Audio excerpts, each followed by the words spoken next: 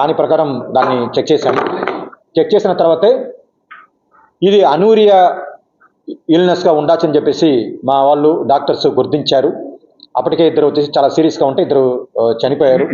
మళ్ళీ ఆ ప్రాసెస్ జరుగుతూ ఉంటున్నప్పుడే ఇంకా ఇద్దరు క్రిటికల్గా ఉండి ఇంకా ఒక ఇద్దరు కూడా చనిపోయారు. మొత్తం 4 చనిపోయారు. సో ఇప్పుడు మనము ఇవన్నీ తెలుసుకున్న వెంటనే ఆ సమాచారాన్ని ఆయన ద్వారా ఆ పాల వ్యాపారిని ఇమీడియట్గా మనం కస్టడీలో తీసుకోవడం జరిగింది పోలీస్ ద్వారా. సో ఆయన దగ్గర నుంచి వివరాలు తీసుకున్న తర్వాత మొత్తం 110 ఫ్యామిలీ ఆయన దగ్గర నుంచి ఈ పాలు కన్జ్యూమ్ చేసుకున్నారు 16th నాడు అని చెప్పేసి ఆ వివరాలు తీసుకుని ఆ ఇంటింటికి వెళ్ళి మనం చెక్ చేయడం జరిగింది.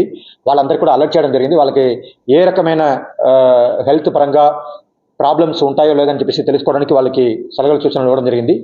మళ్ళీ మనము తెలుసుకున్న వెంటనే గౌరవ ముఖ్యమంత్రి గారికి, మా గౌరవ హెల్త్ మినిస్టర్ గారికి, సెక్రటరీ గారికి అందరూ కూడా ఇన్ఫార్మ్ చేయడం జరిగింది.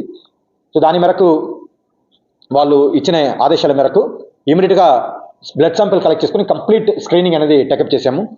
సో మొన్న బ్లడ్ శాంపిల్ దాదాపు 315 మంది దగ్గర నుంచి కలెక్ట్ చేసుకున్నాము. ఆ 315 మందిలో ఇద్దరికి వచ్చేసి క్రియాటినిన్ లెవెల్ ఎలివేటెడ్గా చూపిస్తే వాళ్ళని కూడా ఇమీడియట్గా హాస్పిటల్లో చేర్పించాము. మళ్ళీ వాళ్ళే స్వయంగా వచ్చి చేరిన వాళ్ళు, మళ్ళీ మేము ఐడెంటిఫై చేసి చేర్పించిన వాళ్ళు మొత్తం కలిపి ఈ రోజుకి మొత్తం 15 మంది హాస్పిటల్లో ఉన్నారు. 15 మందిలో 7 మంది నార్మల్గానే ఉన్నారు, పెద్ద ఇష్యూ ఏమీ లేదు. కానీ 8 మంది వెంటిలేటర్ కానీ డయాలిసిస్ సపోర్ట్లో కానీ ఉన్నారు. సో వాళ్ళు ఇష్యూ వచ్చేసి కొంచెం క్రిటికల్గానే ఉంది. ఎందుకంటే దీంట్లో 82 years old ఉన్నారు, 70 years old ముగ్గురు ఉన్నారు, 62 years old ఉన్నారు, 65 years old ఉన్నారు. మళ్ళీ చిన్నపిల్లలు ముగ్గురు ఉన్నారు, 5 months బేబీ ఒకరు, తర్వాత 2 years ఒకరు, 2 years 9 months ఒకరు, ముగ్గురు చిన్నపిల్లలు కూడా ఉన్నారు. ముగ్గురు, 2 అబ్బాయిలు 1 అమ్మాయి. సో ఇదన్నీ కూడా నిన్న నేను కలెక్టర్, ఎస్పీ, ఐజీ గారితో కలిసి హాస్పిటల్ మొత్తం కూడా విజిట్ చేయడం జరిగింది. అక్కడ ఉన్న కిమ్స్ హాస్పిటల్ కానీ, రెయిన్బో హాస్పిటల్ కానీ, మళ్ళీ ఎక్కడైతే ఈ పాల వ్యాపారి పాలు సేకరణ చేసుకొని కూలింగ్ చేసుకుంటూ ఉన్నాడో ఆ ప్లేస్ కూడా విజిట్ చేయడం జరిగింది పోలీసు వాళ్ళతో కలిసి, అక్కడ ఉన్న డిస్ట్రిక్ట్ అడ్మినిస్ట్రేషన్తో కలిసి. సో ఇవన్నీ తెలుసుకున్న తర్వాతే ఇది మాకు ఉన్న ప్రిలిమినరీ ఇన్ఫర్మేషన్ ప్రకారం పోలీసు చాలా డీటెయిల్గా డెప్త్గా వాళ్ళు ఇన్వెస్టిగేషన్ చేస్తే దాంట్లో వాళ్ళు అనుమానంగా కొన్ని కారణాలని వాళ్ళు ఐడెంటిఫై చేశారు.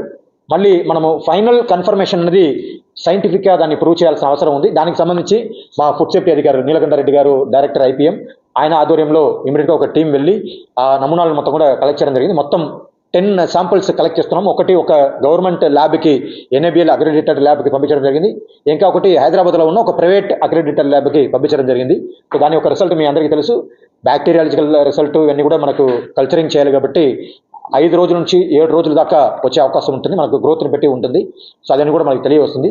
మళ్ళీ ఫిజికో కెమికల్ టెస్టింగ్ కానీ, హెవీ మెటల్ టెస్టింగ్ కానీ చేయమని చెప్పాము. అది కూడా మనకు 48 to 72 hours వచ్చే అవకాశం ఉంటుంది. నిన్ననే శాంపిల్స్ మొత్తం కూడా కలెక్ట్ చేసుకొని పంపించాము.